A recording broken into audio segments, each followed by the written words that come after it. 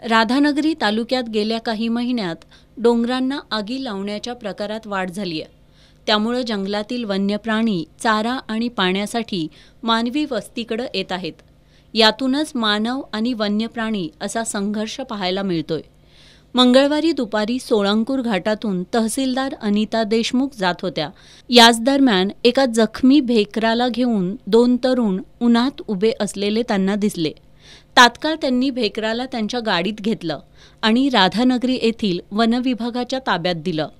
वनविभागाचे कर्मचारी त्याच्यावर उपचार करत होते, मात्र त्यामध्ये त्यांना यश आलं नाही.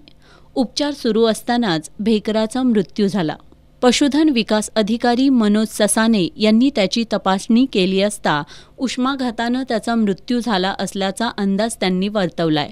हे भेकर 2 वर्ष वयाचं असल्याचं त्यांनी सांगितलं. गेल्या 4 दिवसात वातावरणात प्रचंड उष्णता वाढली आहे. यामुळं मानवाबरोबरच पशु पक्षी अक्षरशः घायाळ होत आहेत.